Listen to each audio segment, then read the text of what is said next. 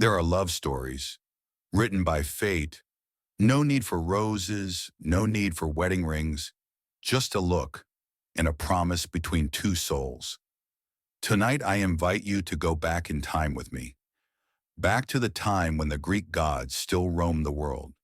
There, there was a princess whose beauty made the whole world silent, a love god who only knew how to give emotions to others, got caught in the web of love he had set himself. And then there were challenges, betrayals, trust being exchanged. But from there, a love blossomed so beautiful that even the gods had to bow their heads. This is the story of Psyche, the soul, and Eros, love. A relationship that was not easy, but strong enough to overcome death.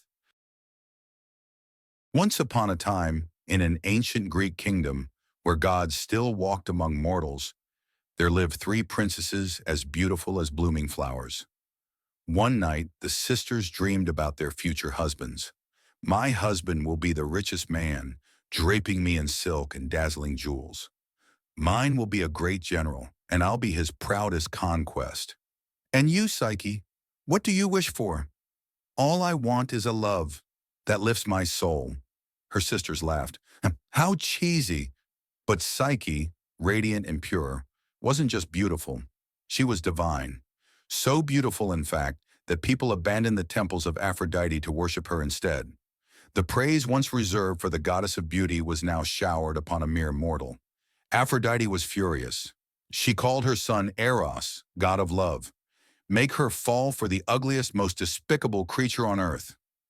That night, Eros entered Psyche's room. But as he looked at her, something unexpected happened. She stirred in her sleep, and in that moment of surprise, Eros accidentally pricked himself with his own arrow. He fell, hard. He was supposed to curse her, but instead, he loved her.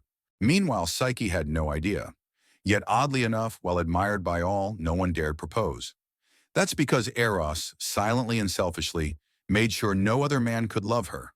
Her father, troubled, sought the oracle of Delphi, and the prophecy was grim. Your daughter shall marry a winged beast, cruel and monstrous. Take her to the cliff, dressed as a bride, and leave her to her fate. A wedding became a funeral procession, but when Psyche stood at the cliff's edge, instead of death, a breeze carried her skyward. The west wind, Zephyr.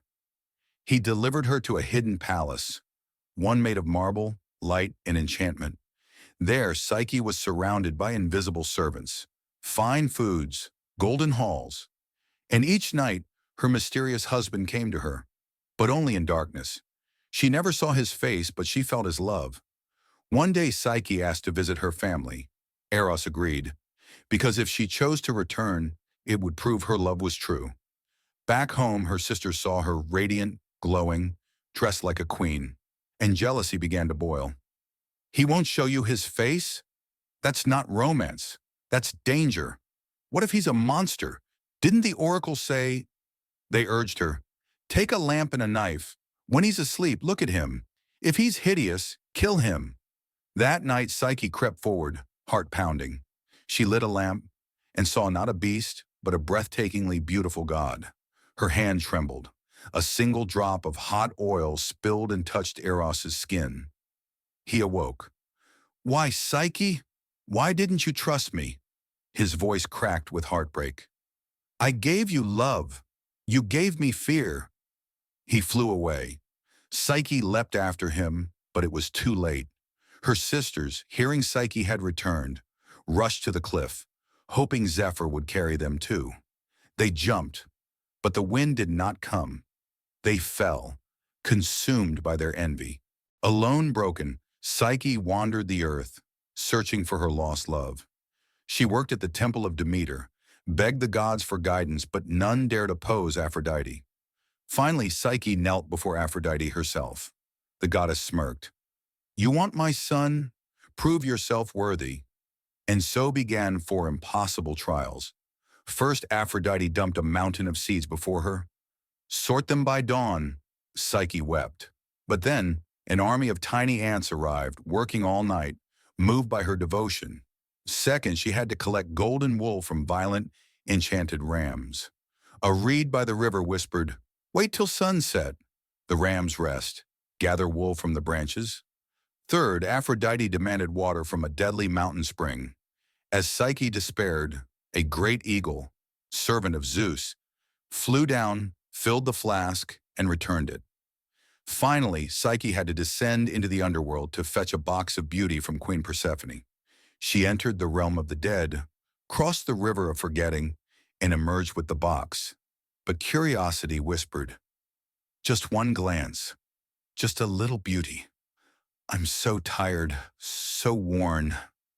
She opened the box and fell. It wasn't beauty inside, it was eternal sleep. But Eros, now healed, had never stopped loving her. He flew to her, found her lifeless, and kissed her gently. Love, true love, broke the spell. He carried her to Mount Olympus.